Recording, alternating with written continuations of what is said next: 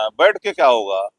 बैठने से हासिल क्या होने वाला है? ये बताइए। जब हम एक जनता हमको इसलिए प्रतिनिधि चुनी है अपनी, कि हम उनके उनके जो है बातों को अब आम जनता उच्च अधिकारियों तक, माननीय मुख्यमंत्री तक पहुंचा सकें।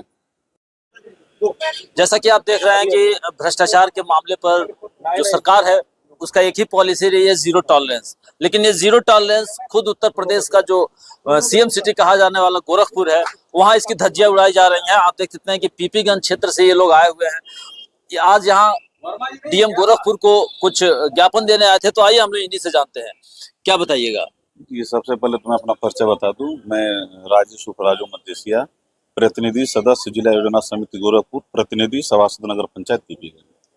आ रही बात जो भ्रष्टाचार का, पूरे प्रदेश में भ्रष्टाचार कहीं नहीं है। हमारे नगर पंचायत, सिर्फ एक नगर पंचायत है, वो भी नगर पंचायत पीपीगंज, जहाँ भ्रष्टाचार एकदम पराकाष्ठा पार हो चुकी है। भ्रष्टाचार का यहाँ पे आप बता रहे हैं कि पराकाष्ठा क्रॉस कर चुकी है भ्रष्टाचार की, तो किस तरीके का भ्रष्टाचार नजर आ रहा है? सबसे पहले मैं देखिए, जो पूरे नगर की गंदगी को साफ करते हैं सफाई कर्मियों के मुद्दे पे मैं चलाता हूँ, उनका 2 साल से केवल 6,000 रुपया पीएफ का पैसा दिया गया है। वो भी पिछले साल, वो भी सभासदों के बहुत प्रयास करने के बाद, सभासदों ने बहुत प्रयास किया, वो मजदूर बेचारे परेशान हो गए, तो हम लोगों के पास आए, तो बहुत प्रयास करने के बाद कि उनको शांत किया जाए, उनको 6,000 रुपया, वो भी पीएफ का एक अकाउंट जो होता है उस अकाउंट में नहीं देते हुए अलग अकाउंट में पैसा दिया गया, अलग, किसी को कैश, किसी को खाते में।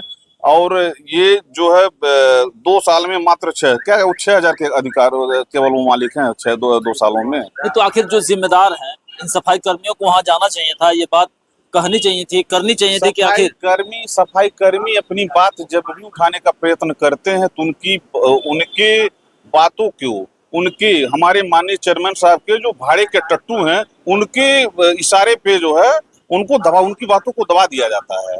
हमेशा चेयरमैन जो इस तरीके का दबंगई के साथ सफाई कर्मियों की आवाज को दबा रहा है, श्री लक्ष्मण विश्वकर्मा जी हमारे वहाँ नगर पंचायत चेयरमैन हैं, और ये अपने कुछ भाड़े के टट्टू के बदौलत जो है सोचते हैं कि हम किसी को मरवा देंगे, किसी को पिटवा देंगे, सबको आए दिन सभासदों को धमकी देना, हाँ, यही उनका पेशा है।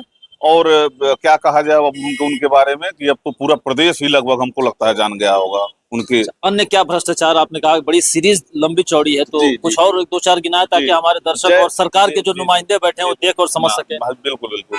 जैसे देखिए, हम जो बेसिक कामें हैं, जैसे नाली, सड़क, खड़ंजा, पेयजल की व्यवस्था, ये सब जीरो हैं इस पूरे नगर पंचायत पे। आपको केवल मिलेंगे लाइट संबंधित, जिसमें मोटी कमाई, मोटी कमीशन, वही काम आपको हमारे वहां दिखेंगे।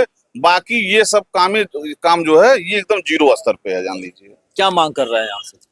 हम वही, तो सरकार तो हर जगह बेहतर काम कर ही रही है, मगर इस नगर पंचायत पे जान लीजिए एकदम भ्रष्टाचार चरम सीमा पे है। नहीं, आपने ये कहा कि सरकार अच्छा काम कर रही है। अगर वास्तव में सरकार अच्छा काम कर रही है तो सरकार तो कहीं जाती आती नहीं है। जी, जो उसके प्रशासन के लोग हैं वही जाते हैं, तो क्या सरकार लगता है कि कंट्रोलिंग नहीं सही है? कहीं न कहीं बरगला दिया जाता है, कहीं न कहीं जो है उच्च अधिकारियों को या तो जो बड़े जनप्रतिनिधि हैं उनको बरगला दिया जाता है कि ये हम बहुत अच्छा कार्य कर रहे हैं, मगर सही मायने में केवल यहाँ पे एकदम भ्रष्टाचार ही किया जा रहा है। तो इस संदर्भ में अभी आपने गोरखपुर डीएम को ज्ञापन जो सौंपा है, जी, तो क्या आश्वासन मिला? आश्वासन माननीय जिलाधिकारी महोदय से आश्वासन मिला है कि इसकी जांच करा के जल्द से जल्द कार्रवाई की जाए। अगर जांच नहीं होती है तो अगला कदम क्या होगा? अब जांच नहीं होती है तो हम लोग तो प्रयास करेंगे ना, जनता को लेकर सड़कों पर उतरेंगे। महाराज जी से हम लोग माननीय मुख्यमंत्री जी से भी मिलेंगे। बैठना नहीं है? नहीं, बैठना नहीं, एकदम नहीं बैठना। बैठ के क्या होगा? बैठने से हासिल क्या होने वाला है? ये बताइए। जब हम एक जनता हमको इसलिए प्रतिनिधि चुनी है अपनी, कि हम उनके जो है बातों को अब आम जनता उच्च अधिकारियों तक, माननीय मुख्यमंत्री तक पहुंचा सकें। चलिए, तो इन्होंने बताया कि भ्रष्टाचार की एक लंबी सीरीज चल रही है और यूं कहें कि उसका क्लाइमेक्स हो गया और पराकाष्ठा भी क्रॉस कर चुकी है। आखिर कौन है जिम्मेदार और क्यों जिम्मेदार खामोश हैं, ये भी एक सोचने का विषय है। क्योंकि अगर एक तरफ इन्होंने सरकार की तारीफ की है तो दूसरी तरफ इन्होंने ये भी कहा है कि उनको बरगलाया जा रहा है। फिलहाल देखते हैं कि इस खबर को देखने के बाद जो सरकार के नुमाइंदे हैं, प्रशासन के लोग हैं, कितना ठोस कदम उठा पाते हैं।